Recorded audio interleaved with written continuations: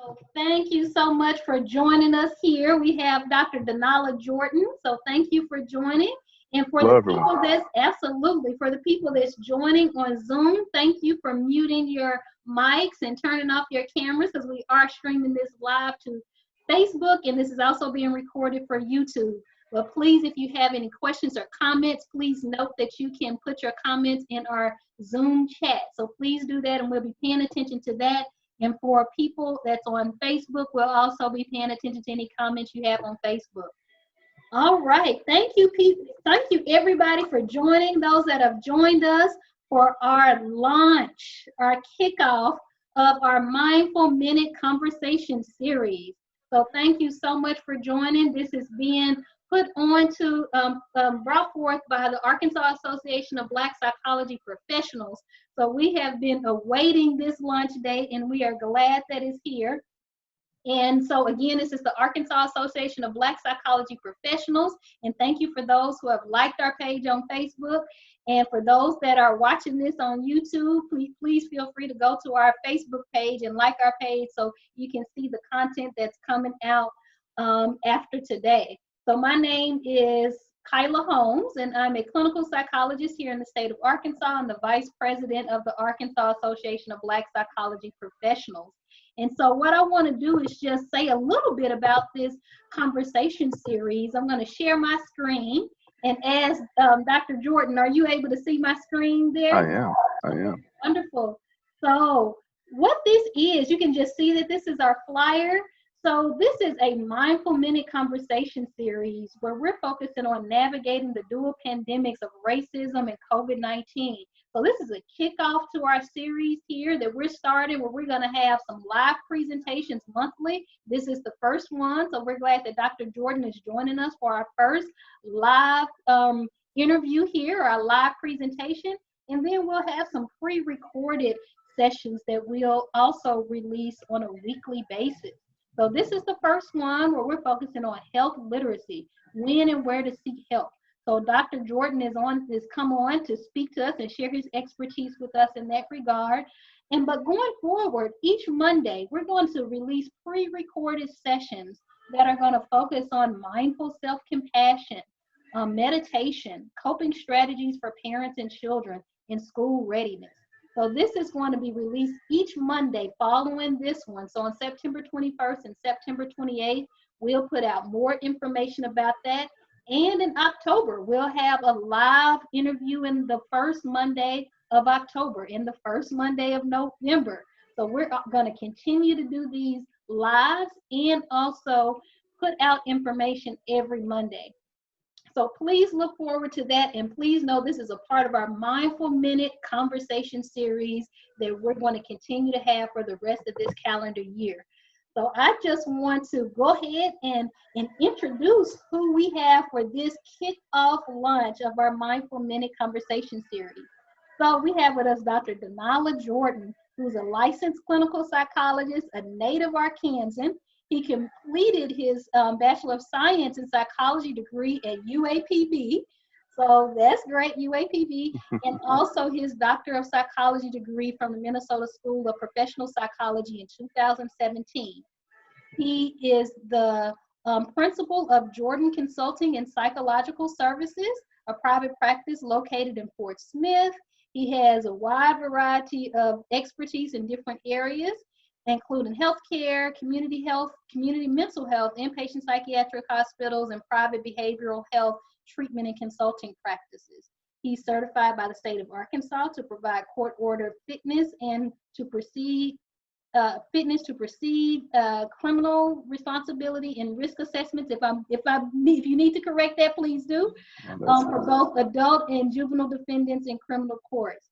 He served as faculty and director of mental wellness at the Arkansas College of Osteopathic Medicine, and he has a substantial amount of training and research experience that deals with racially and culturally diverse populations. His interests include forensic psychological assessment, integrated healthcare, and behavioral medicine, among other things. So he is very well versed in a range of areas and also an active member of the Arkansas Psychological Association, American Psychological Association, and our association as well. So he is also very much involved in giving back. So we just thank you for being here today, Dr. Jordan, to share your expertise with us. Thank you, Dr. Holmes. Absolutely. So I'm just going to turn it over to you. If you could just kind of just explain some of the information you want to share with us today, and then we'll follow up with some questions after that. Okay. So when you think about health literacy and thinking about African Americans, um, it's mental health and physical health. It's almost hand in hand. And interestingly, much of my research, particularly focused on African Americans, really illuminated a pathway that physical health was equally as important, especially in the realm of integrated behavioral health. Now, that's not everywhere, but the principle of it is the research has shown more, particularly for African Americans, more African Americans felt comfortable when their physician told them, said, "Hey, I think you may have, um, you may be feeling a little sad. Here is Dr. Jordan down the hall. Let me introduce him to you, and maybe he can talk to you about um, the sadness you've been feeling." Because systemically, um, African Americans and many other people, not just um, African Americans, are more likely to go see their primary care physician. But when it comes to mental health, they're less likely to seek mental health treatment services. And when they do so, finding African American mental health care providers is even more daunting. So much of my research has looked and examined at the African American experience in a variety of ways, seeking mental health treatment. Um, but for the sake of this topic today, I want to cover three broad domains. The first domain is wellness. The second domain is looking at anxiety disorders in African Americans, and lastly, looking at depression in African American men. Now, granted, I have several minutes. I'll touch broadly on these topics, but if you all have any questions, please don't hesitate to reach out or submit them in the comments below. So, wellness.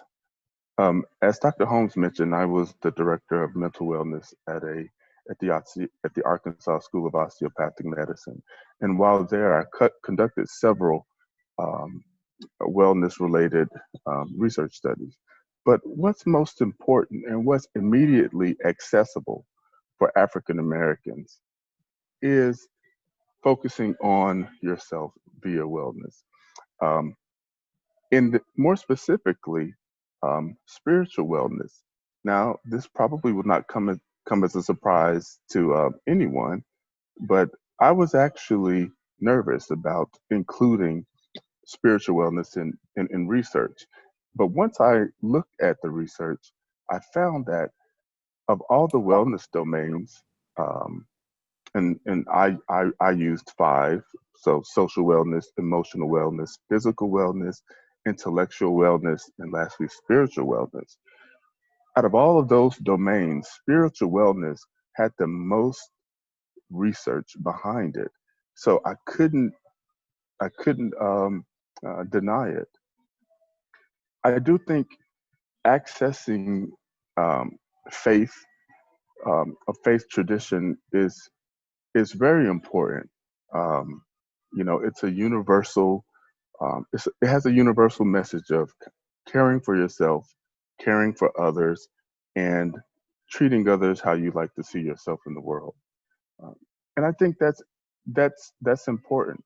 But not only spiritual wellness, but intellectual wellness, being curious and creative, social wellness, having healthy relationships, trying to minimize as much as possible those relationships that don't add anything to your life and subtract from your life. Emotional wellness, which is our specialty, me and Dr. Holmes as psychologists.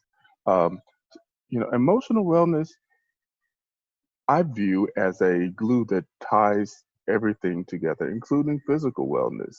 Um, so many of the top 10 chronic health, um, pardon me, the top 10 chronic health conditions, such as type 2 diabetes, obesity, cardiovascular issues, are essentially behaviorally related.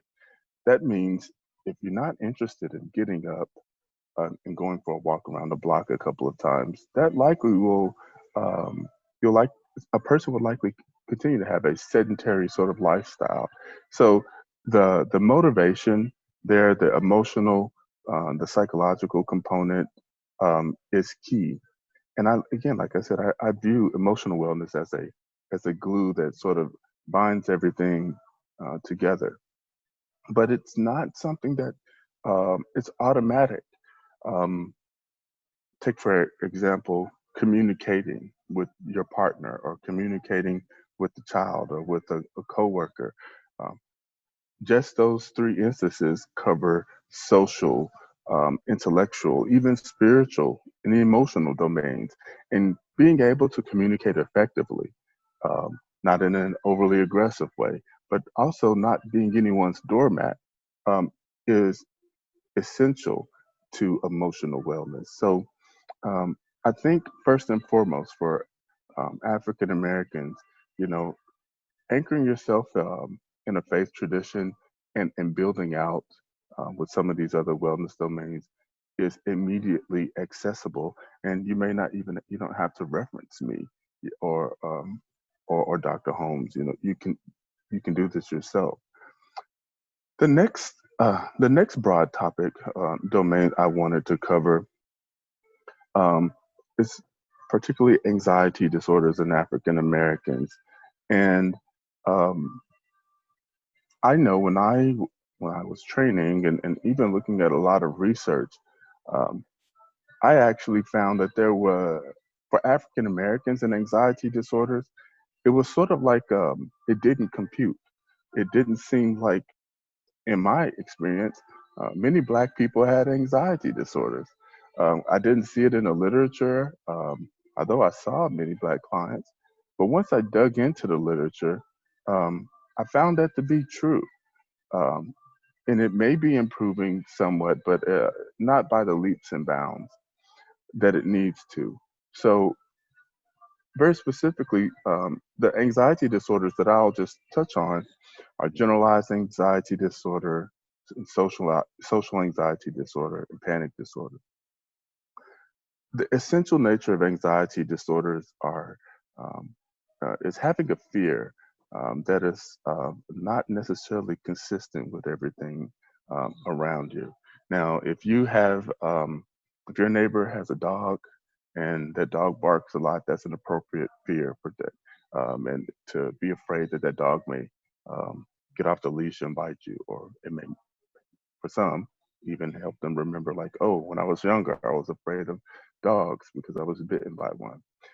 And the research actually bears out specifically for um, specific phobias that African Americans have more animal and related phobias, such as insects and dogs. So, um, but for panic disorder, um, I found something very interesting in the research with panic disorder in African Americans. Um, Panic disorder is essentially a very sudden feeling of fear, increased heart rate, feeling extremely scared about what's happening. It could be based off of the environment, or it could be based off of some kind of feeling that's not really um, that someone's hiding or is keeping deep inside, and it may just come out sometimes. It's sort of like you can't keep everything bottled in. But with panic disorder, um, the classical presentations of rapid heart rate, shaking, um, fear. Um, Sometimes you may see that in the moment, but oftentimes, as mental health professionals, you don't get a chance to see it in the moment. But what I did find in the research was um, this concept called isolated sleep paralysis. Now, as Dr. Holmes mentioned, I'm an Arkansan, and I actually grew up in the eastern Arkansas, and so I grew up with a lot of axioms and a lot of sort of uh, kind of hand-me-down sayings from my parents and grandparents. Okay. And for what it's worth, one was called the witch rotting your back. All right. Now, I don't know if you guys ever heard of that, but I have. You have to It, explain that one. yeah. So Explain that. it's essentially when you're it's essentially the phenomena of sleeping and you feel like you're awake but you can't move. So um, the technical term is isolated sleep paralysis, but in the research, isolated sleep paralysis, that phenomena of feeling like you're waking up but you can't move, is is more consistent with uh, an anxiety presentation in African Americans, more specifically, even panic disorder. And so, while that's and I've heard of that phenomena, interestingly, from peers and from others. But it is knowing, being intentional, going into the research and finding these atypical experiences. That's what's gonna make treating African Americans um, more effective. And but that taps into practitioner competency. Um, and that's a conversation that could be had as well. Uh, and lastly, depression in African American men. Mhm. Um, you know, African American men in the psychological literature and research with them, there's not a lot. Um, it's it's improving slowly, but compared to African American women who, by and large, represent the African American experience in psychological research literature, African American men, they're they're pretty non-existent. Non-existent is hard to say, but it's very small, very It could limited. be more. It could be better. Yes, it could be Understand more. better. Exactly, Yeah. exactly. But in my quest to understand African American men Mhm. in psychology, even though I'm an African American man myself, I really wanted to see what the literature said about it, so I can be um, culturally competent. Um, and what I found was that African American men tended to present with depression or depressive type symptoms atypically or differently. So typical depression symptoms: sadness, usually feeling sad for 2 or more weeks, um, feeling lethargic, feeling like you don't want to move, very tired, very often crying, feeling negative about yourself, negative about the world. Um,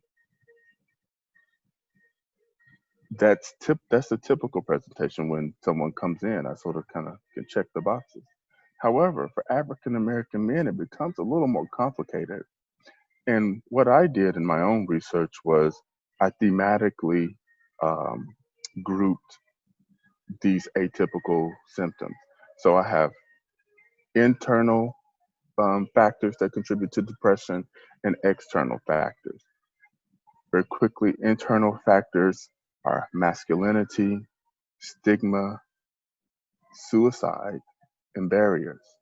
Masculinity, so being a black man seeking mental health treatment, especially in um, in the mental health field, uh, is predominantly Caucasian women or white women.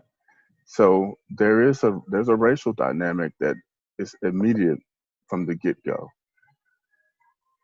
In addition to the racial dynamic being present, you have this sense of like I'm supposed to be strong. I'm a man, and I'm not supposed to go and talk to someone about my problems. And so what you find there um, is a lot of coping mechanisms such as substance use, a lot of engaging in risky behaviors, um, fast driving or even fighting, because typically that's what society has deemed okay for men and for how they should express themselves. Um, barriers um, barriers include um, um, accessing culturally competent care, um, finding a black male mental health professional. I mean, on one hand, but not even just that, but it's finding someone that can really meet your needs where you are and are tuned, and that can be more challenging.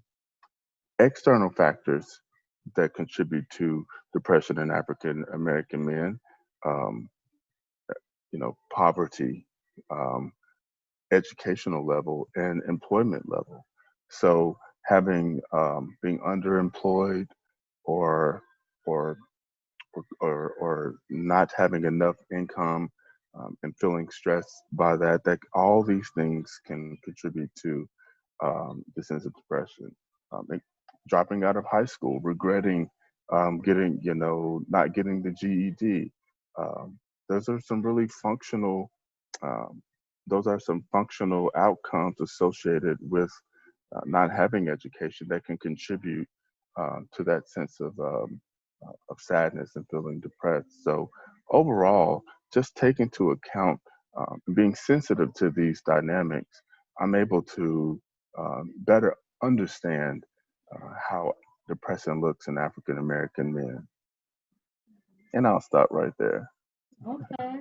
Well, thank you. I mean, you provided, I feel like there was a lot of content. Hopefully, you all were listening and there was good information about when we talk about what is like when we talk about health literacy, right? Like, because what we're talking about is like, what is health? How can we help ourselves to better understand what we mean when we talk about being healthy and being well, right? And if we're not healthy and well, what does that look like? And then how do we seek help? And then how can hopefully we make sure we're receiving that help from people who understand us, get us, and know how to work with us in a quality way, right? Dr. Holmes, hearing you say that, it also just jogged my memory as well. Um, Not only do these dynamics just broadly exist for African American men seeking mental health, but there's a large amount of literature that discuss African American men seeking health from a primary care provider. And what that research has shown, one is health literacy is important from the physician side, but also the patient side. Physicians, they really do have a short amount of time to get in and get out. But what the research, and with all patients, but what the research has shown with African American men is that when they do present, they tend to have a storytelling narrative about how, talking about their symptoms. We don't go through a checklist of like, Mm-hmm. hey, I feel sad. My girlfriend left me. This and that. It's sort of it's more of a narrative. And when you have this presentation of a more of a narrative form, and you have a physician who has to essentially, at max, they may have 7 minutes, but on average, it's about 2 to 3 minutes. What the research bears out, there's no substantive uh, communication and conversation taking place in that amount of time. And so for African American men, it's sort of like um, um, I wouldn't say a turnoff, but it's sort of like, well, I'm not being heard. Mm-hmm. Then you compound that with racial differences at times, and it can be easily perceived that, well, the white physician doesn't want to talk to me because I'm trying to tell them about my issues, and they don't want to hear me, and it's because I'm black. I don't necessarily know if it's that um, per se. However, the research has shown that in a study that I've examined, that the doctor did spend a little more time with other races versus with African American, with those of the African American race in this one study. But nevertheless, the times were short across the board, but it was even shorter. So I don't know. We can take away from that what Yeah. we can. Well, yeah, because I think what you're speaking to is that really this idea of literacy and competency and people understanding the Black experience as it relates to mental and physical wellness and health. You're saying, like what I'm hearing you say is that it's important for not only us as people to have an understanding of what it means to be healthy and well, but for people who care for us, so the providers, the doctors, the therapists, they have to have an understanding of us too. So it goes both ways when we talk about health Yeah. literacy. It goes both ways. So one of the things you were talking about, which I think is great, is kind of started with a conversation about what is wellness. Because somebody put, I'm looking at Facebook and I'm looking at the chat, if anybody were to put anything in the chat on Zoom. But on Facebook, it was just some comments around this idea of people saying just pray about it, just turn it over to Jesus. And Yeah. we hear that all the time. So Yeah. kind of this idea that when we talk about wellness, kind of is it just a spiritual or religious thing, Yeah. right?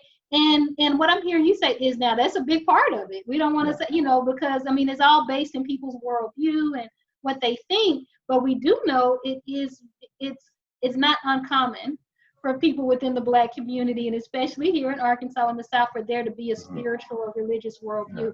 So we definitely have to take that into account. Absolutely. But I'm hearing you say that's not the fullness of it. No. Yeah. And I will say so. The research has shown, and you can people who have just on Earth. Most people have some sort of faith tradition. It could be um, Christianity. It could be Islam. It could be Buddhist. It could just be spirituality.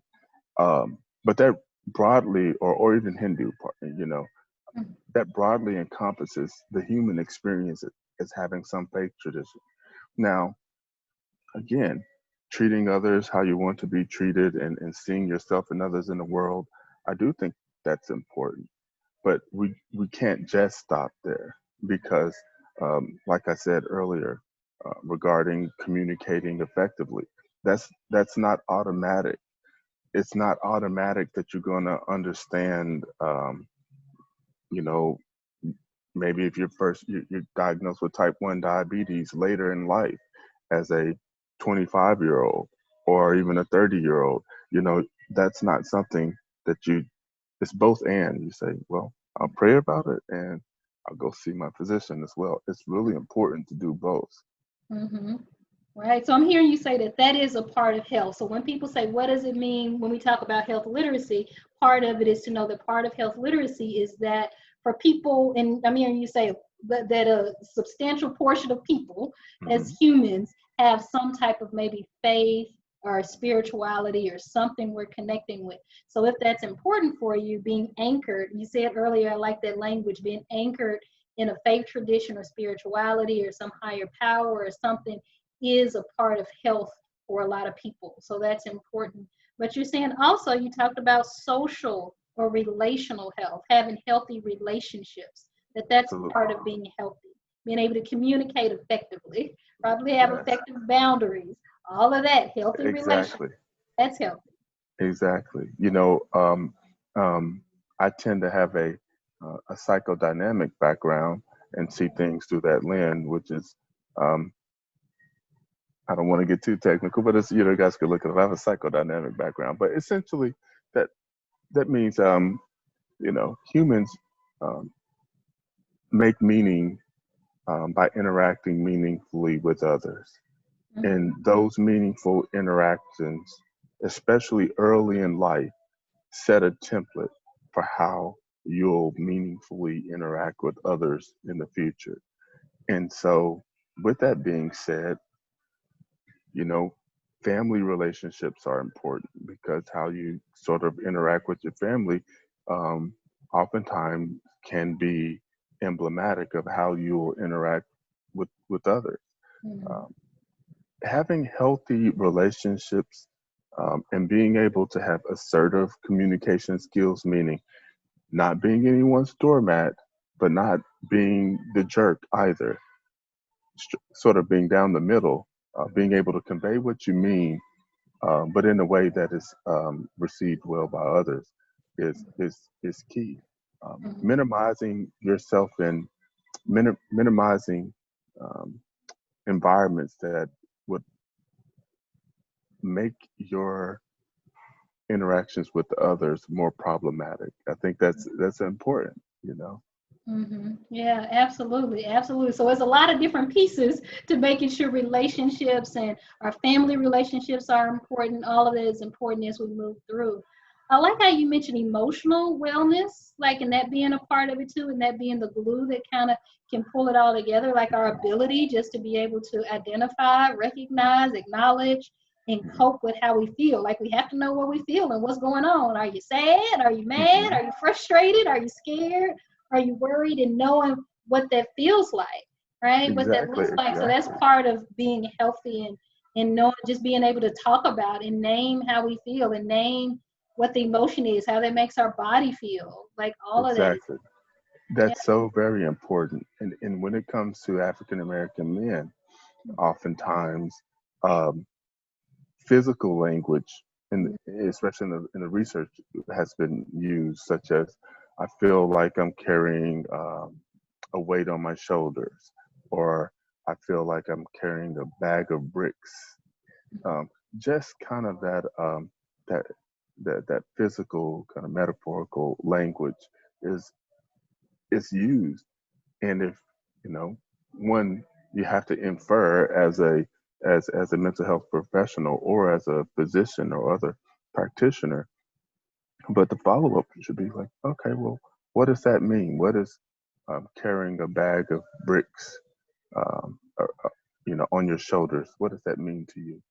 Mhm. Um, because to me, that, I mean, that can sound like stress, and I'm sure, and it usually is, but it's not being conveyed as how we're trained to understand it. Very Right. um, stress. No, no, and I'm just checking the box and saying I feel Right. stressed. Like, it may not be their word. It may not say stressed or sad Hmm. or lethargic or Hmm. whatever. Hmm. It might just be other more descriptive language that we have to follow Yes, up about, right? exactly, We have to exactly. understand that too, I'd imagine, right, Dr. Jordan, that if we're Hmm. feeling that, if we're feeling a weight, like we feel heavy, or because some people even in the church talk about it that way, like a heaviness or something, that could be something more than just the occasional sadness that we all feel, and may then actually be more depression too. Absolutely. Even though cigarettes have a very strong addictive quality and component to them, but cigarette smoking is consistent um, with folks feeling anxiety a lot of times. So, once the cigarette smoking goes away, um, then people are left with feelings of like, what do I do with this feeling? Right. I've been smoking cigarettes, or even drinking, which is alcohol is a central nervous system depressant. It If you're feeling wired up or on edge, drinking oftentimes, for the moment, Mhm. usually, can make you feel um, a bit more mellow and take the edge away. But once the effects of alcohol wear off, that person is going to come right back to those feelings that they were feeling in the first place. And Absolutely. sometimes they don't have the language for naming these feelings. And talking with a mental health professional would be key to helping them understand themselves better, and so they can Right. help themselves. Absolutely. I think you hit on something critical when we talk about language. And I wonder if for some, I mean, because this could be across cultures in the Black community and other communities, but I would wonder if specifically within the Black community, if we have this history of maybe not being as maybe kind of verbal about and putting language to it, and maybe, and it can be some type of language, but not connecting it all the time with our Hmm. emotional, psychological, and mental health. and understanding that if we're feeling some kind of way, or if we're feeling funny, or we're feeling this, like that funny feeling, or some ain't right, like I just don't feel right. Right. Like we may say that, like I just don't feel right. I feel Hmm. off. I'm not feeling all together. He don't got it all together or something, right? Like, are we saying that we're feeling anxious? Are we feeling Yes. stressed and our body is Yes. feeling tingly and we're Yes. butterflies in our stomach, or we're feeling heaviness and that's really anxiety, stress, or Hmm. depression that's Hmm. coming over us? And not only, well, one, research bears this out, but it's been my experience as well, um, with African Americans in general, that it is more, um, let's say, I don't want to say it's culturally sanctioned, but I think that speaks to what you're saying. To somaticize, it's okay to be physically sick, but it's Mm-hmm. not necessarily okay to be mentally sick or mentally ill. Mm-hmm. And somaticizing, or describing these sensations, or I don't feel right, or attributing it to a bodily sensation, Right. can be related to an underlying um, mental health condition, or some kind of subclinical mental health condition, just Mm-hmm. stress. Right. Yeah, that's right. So that's important to look at, right? Like understanding, like when is it just something that is just something that we all may experience, stress or sadness or some worries, and then when is it now getting over into, okay, this is something where I need more professional assistance to help Mm, me kind of cope with what's going on. On Facebook, somebody, commented on this, and I think probably a lot of our listeners are maybe thinking about this too during this time, is Dr. Jordan, this idea of people who may be grieving, mm, right? Because we talked about that in order to be well and healthy, that part of being healthy and well is our social wellness and relational, and all of that is connected to being emotionally well, because we know it's important to be connected with people. That is mm, not like when we're the more healthy connections we can have, they can help with our emotional wellness too. absolutely. Dr. Jordan, just specifically, I want to maybe kind of shift the conversation with when and Sure. where to seek help.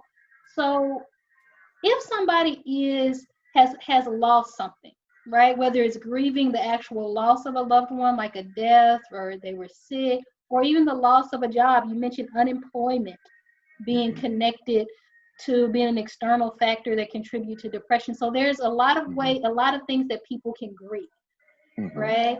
But Absolutely. when should people seek help for whatever they're grieving, and how should they seek that help? So here's what I would say. Clearly, a lot of people have lost a lot of, particularly in the realm of employment. Our country shut down for a couple of months. There, and it's trying to get back up and running, but there's still plenty of people that are adversely affected by the pandemic. What I would say is when you're, I don't want to say just lifestyle, but when it's really um, functionally, like when your life has been altered enough to say, like, well, this is not, I thought, I can handle like several, I can handle like a week or so, but this is still ongoing. And I don't feel like I don't have the answers for this. I think that's a good time to, when it's sort of out of your wheelhouse, or beyond what's typically you controlled, um, it could be helpful. I do think it's important to note that while checking, um, it's important to check in. I think that will be a good time. Yeah. Mm-hmm. Yeah, so you said something really interesting, because it sounds like with any type of grief or loss or frustrating or stressful time, like we all will have a reaction to that. Like it's Mm-hmm. normal to have a reaction to it. But what I'm hearing you say, when it's ongoing, Mm-hmm. I thought that was key, right? That even when the stressor has passed, where we've had some time distance from it, maybe 2, 3 weeks, depending on the situation or what Mm-hmm. people lost.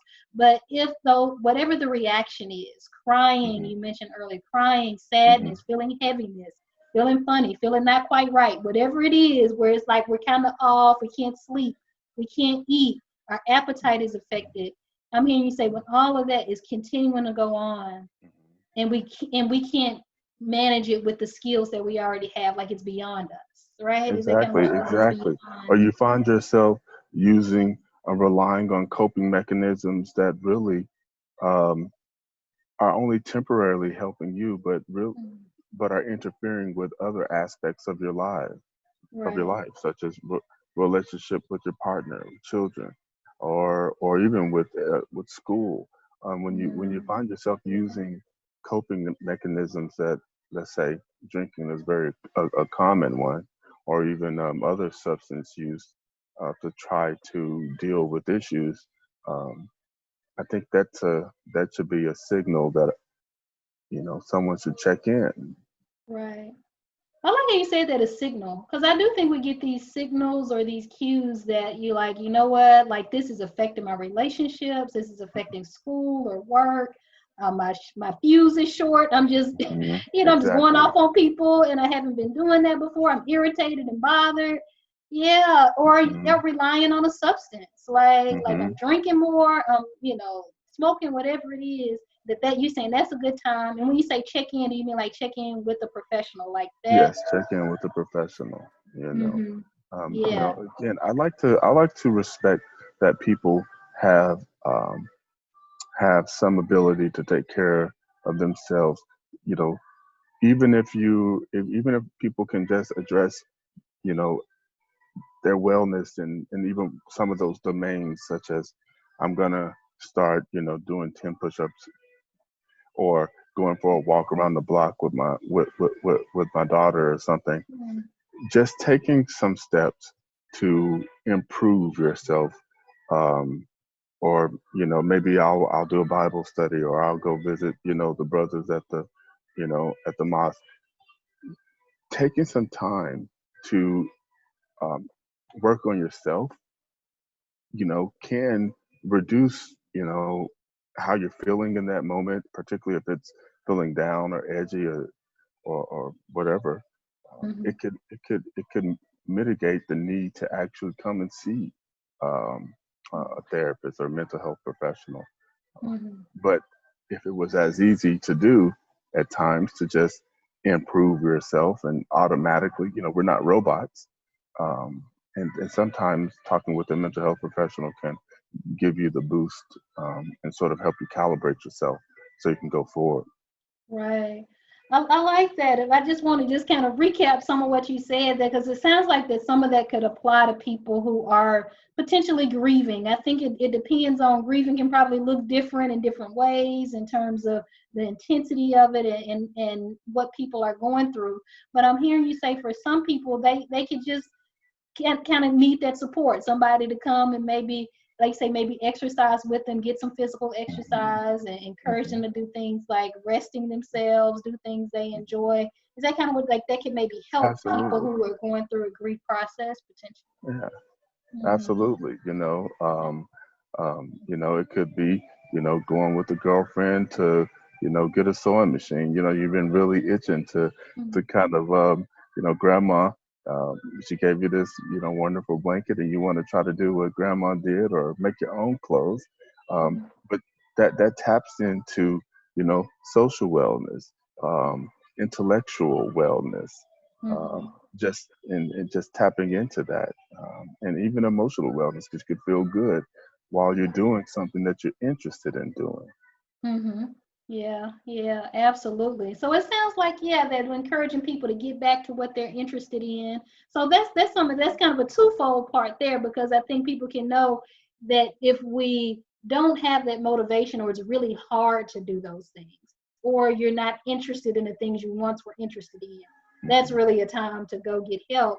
But if people do have that motivation and energy, those are things to do, like do the things you enjoy, set some goals for yourself, try to establish maybe some routines and some things that do bring you joy in the midst of a time of grief. Absolutely.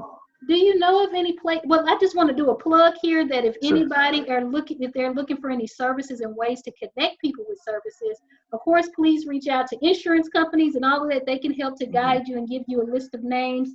but also, feel free to reach out to and inbox us on Facebook, the Arkansas Association of Black Psychology Professionals. We're in the process of putting together a directory, Dr. Jordan, where we have a list of providers, Black therapists, and other mental health providers in the state of Arkansas. So if you do feel like you or someone needs to be connected with services, feel free to reach out to us, but also your insurance companies as well. I believe, Dr. Jordan, at the Arkansas Children's Hospital, I think they have a grief group. Some hospitals do. And like Baptist Hospital here in Little Rock, I believe, has a grief group. I don't know what that's looking like in the midst of COVID right now, but some hospitals have that. I don't know if any other grief resources, Dr. Jordan. Or I know people can connect with mental health providers to kind of help them walk through grief if they needed to. Yes, I would just say sort of reach out to to AABPP and figure it out, especially if you're trying to find culturally competent professionals and to talk about grief with. Absolutely, absolutely. And someone noted, I think that's great, that learning self-care is definitely important, because in order to be there for other people, we have to know how to take care of ourselves. So somebody commented on that. Dr. Jordan, we had a question. This kind of circles back to something you said earlier, and this is a good segue into anxiety, to maybe talk a little bit more about anxiety. But you mentioned earlier that you noticed in the research that there's more specific phobias around bugs and insects and stuff with the African American community. What do you think that might be about? I don't know if you read or know, because our listeners said they hadn't heard of that one before. Yeah. So interestingly, so by and large, more animal fears, stinging insects, and not just all dogs, but maybe dogs that aren't yours, strange dogs, a neighbor's dog, or the neighbor down the block, other critters. Not quite sure why that sort of just bore out, but it was an interesting phenomena that I saw just from the literature. For me, that was a cue. Knowing this information would be a cue for, like, if I happen to hear someone say that if I'm talking about anxiety or feeling just feeling nervous, on edge, kind of rapid heartbeat, and I'm asking, like, where's this happening? When are you finding out this? When are you having these feelings? That knowing this information, particularly for specific phobia, um, can help me zero in on, okay, well, does it only happen when you're running? Okay, okay, it just only happens when you run around this street, in front of this house, or or you may just sort of hate going to the park because you've been stung um, by a few wasps when you were a teenager, and that really has stymied you getting outside and doing something you want. It's just sort of interesting, like connecting all of these things together. Yeah, but Yeah, right. So yeah, as providers, then we do have to do a little bit of deeper digging. So if people will kind of wonder what it might look like if they did go get counseling or therapy, it sounds like it would be really important for that person to get a better understanding of where their fears are coming from, when they're experiencing anxiety, and what situations.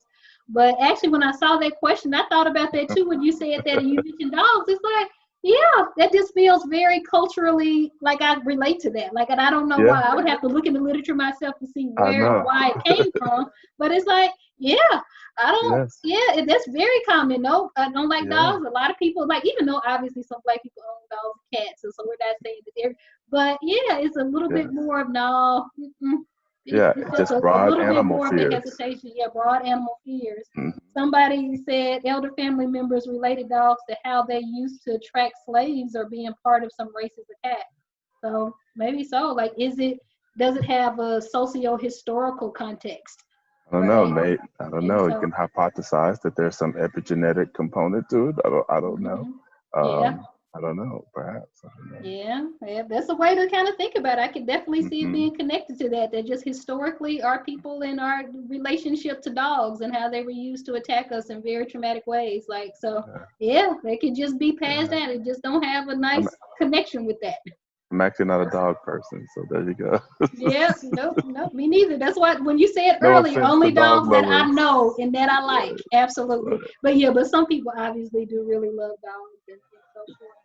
So, but I like how you broke down there when you were talking about different anxiety disorders, that there could be generalized anxiety where people have fears about a range of things, or social anxiety, social and performance situations, and so forth, and panic disorder. So, when it gets to this level, what is making me think about when we talk about, the differences between fears, worries, and some people just being scared of dogs. Like it's different as being scared of dogs and having a phobia. So we do want to separate that out. But you Right. kind of mentioned it earlier when you talked about when things start to really now deeply affect and impact your Hmm. relationships and your functioning. So Yes. I wonder, like that's a different thing, right? So to me, when we talk about when to seek help, to me, that's almost a big signal.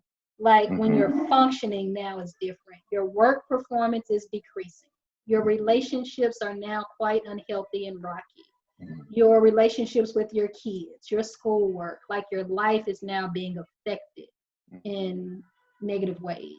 Yes. And like I mentioned earlier, part of my psychodynamic background is this. There's this concept called defense mechanisms, and as people, particularly African American people, um, where it's not necessarily, I do think it's changing a little bit, but culturally sanctioned to go seek mental health treatment. Um, you know, People can do a variety of things to sort of minimize the negative feelings or experiences they're having. So one is denial. You just sort of deny it, sort of sweeping things under the rug until um, that stuff under the rug becomes too large and you trip over it, and then you sort of have to address it Mm-hmm. because it's impeding mobility, and that mobility is can be considered as functioning. It's impeding how you're functioning with yourself, how you feel about yourself. It's impeding how you're functioning with those around you. Um, so denial is one. Another one um, is called reaction formation.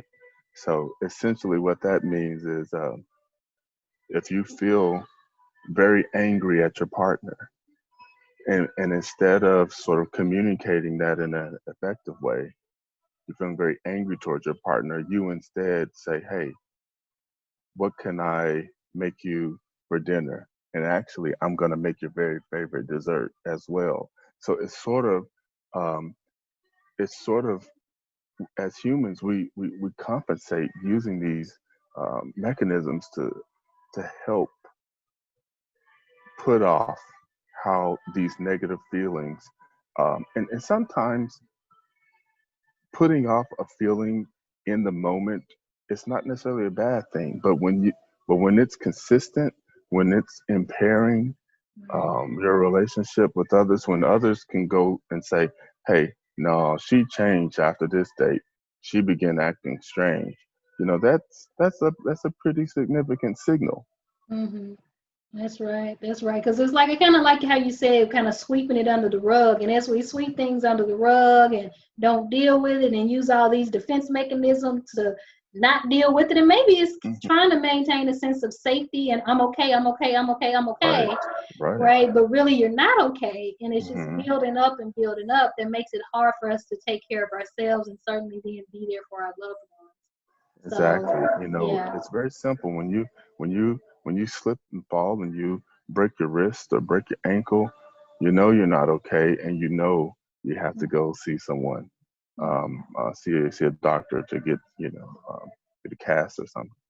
But when it comes to dealing with mental health, it's it's a lot more dimensional. It isn't as cut and dry at times. Um, someone's stress tolerance may be greater than another person's. Mhm. Um, and that can be just natural, or it could be that someone has learned some coping strategies, or they've developed them naturally to serve as buffers. Nevertheless, it is important when you start noticing, like, I'm like overcompensating for the mess that's around me, and I feel like I'm holding on by, you know, several threads. Hope don't get down to one. But, you're holding on to several threads, and this is not typical, and I don't know how long I can do this. I think that's an important time to reach out, Mhm. take care of yourself. I do believe in individuals having autonomy and having control. And my therapy approach is to help people figure out what you can control really immediately, to try to give a sense of stability, because there's so many things we can't control, but there are some things that we can control, and starting there can help immediately to for folks to feel better. I think that that's great to know so people can know when they come into therapy that the therapist is often really mindful of finding ways to try to be helpful and trying to help Absolutely. them as soon as possible to feel better, to feel they just don't have those three threads they're hanging on to, that they're really hanging on Right, in a more secure way right, right, that can last longer. That is not right. going to be something that they feel like they're just barely keeping their head above water, that they really are living life and not just surviving. Just really, they're really thriving. So Absolutely. that's good. That's good. One of the last things I just want you to touch on, I know we only have a few minutes here, and anybody on Facebook or Zoom, feel free to ask any questions or make any comments. But I'm really wondering about this idea of masculinity that you said. I thought that was interesting. And if you could say a little bit more about how masculinity, particularly for the Black man, is Man, we connected need to with have a whole associate. nother, Yeah, say that's a whole. They say whole that's not nother, 2 minutes, huh? It's no, meeting. you can't do that in No, 2 minutes. no, but No. I, here's what I'll say. What I'll try to say Mhm. um, is that at times, not all the time, but you know, um, at times, particularly as men, as we present in spaces where we're not often at or utilizing.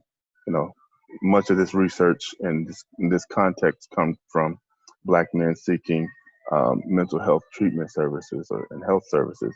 But for example, you know, Black men tend to, and African Americans utilize emergency department services more frequently than, going to a primary care physician. And so automatically that sort of like, the avenue is prescribed as, all right, well, take care of yourself. You should, get a primary care doctor and stick with that person, and they can monitor you and you can go to them. However, some African Americans don't consistently have utilize a primary care doctor, and they go to an emergency department. Well, because that's sort of circumventing, you know, a defined way in which to um, seek help. At times, that could engender, like, I wonder, I mean, I've seen, you know, Frank here several times, what is it about that? So, to tie that into masculinity and seeking help, when and not only just masculinity, but it's being Black and man, male, seeking help from folks who don't look like you at times could be um, sometimes, let's say, it could be not only just frustrating, but it can also, you can feel lesser than at times. Like, I gotta go speak to this this dude about me. He doesn't understand me. There is a psychological construct or paradigm. It's called Cross's Nigrescence model, but and it talks about how African American people, like African American identity development, And throughout my training and when I worked in some community mental health centers, um, people would, when people would explicitly ask, say, "Hey, do you have a black therapist? You have a black male therapist?" That automatically cued me into, well, this person, according to Cross's Nigrescence theory, is in the immersion stage, meaning that they care about being around all things black, or they're more comfortable going to black owned stores, they're more comfortable shopping in their black community and seeking those types of services. And so with me knowing that, particularly in the context of mental health, that gives me some buy-in already, but it's up to me to build on that buy-in by being present, and then knowing that this African American male explicitly requested another male. um, it, it, the facilitation of the therapy process tends to be um, uh, go a lot better, a lot more quickly. Right.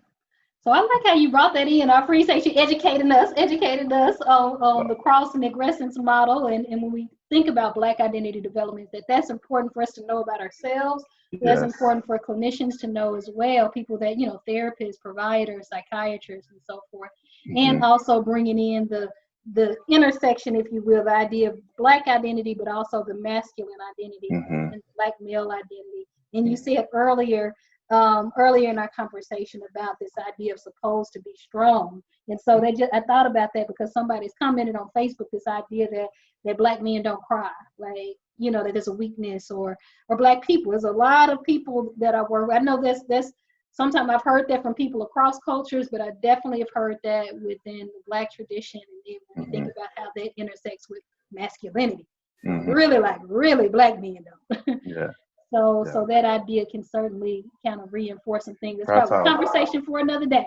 Yeah, perhaps I could be given an opportunity to expound upon that. Right. There's plenty of things, but that's the wonderful thing about this conversation series, Dr. Jordan, is that this is a series. So this is not the last part. This was just our kickoff.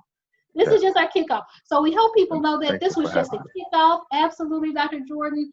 And so we'll continue these types of conversations. This is not over. We'll continue these conversations. We'll continue to have information we put out on our Facebook page each week. So we're going to have conversations about school readiness. We'll have conversations about coping for parents and children. In October, we'll have some conversations about mindfulness and hip hop for healing. That'll be our live that we're going to be doing the first Monday of October. And then we'll have other topics that we'll talk about as well. So this conversation is not over. We're going to continue to have it. But Dr. Jordan, if you could just let people know, how can they get in touch with you? How can they learn about your services that you provide? Absolutely. So I do have a website. It is www.jordancps.com. Okay, go there. You can read about me. I'm a private practitioner, and just so you know, I've chosen to be a private practitioner very intentionally because it gives me the flexibility to work with anyone how I think they need to be to do what I need to do. So I have a lot more flexibility, and I like that. Right. So that's great for people to know that when they're talking about seeking services, thank you for providing your information, but it's going to be some people who are in their private practice. Some may be working in agencies or organizations, but thank you for providing that information so they can reach out to you. Please know, for those that are listening, you can, of course, if you need to seek help or your loved one, you're looking for services, insurance companies, connect with your primary care provider. They can be able to refer you, but always feel free. You can also send us a message on Arkansas Association of Black Psychology Professionals Facebook page, or AR Black Psych, so AR Black PSYCH@gmail.com, to also email us as well. So either that email address or Facebook. Thank you again, Dr. Jordan. We appreciate you and your time. And yes, hopefully you'll be willing to come back to expound on some of these conversations. But thank you again. And thank you for everyone that joined us. Have a nice evening. All right. Take care. All right. Bye-bye.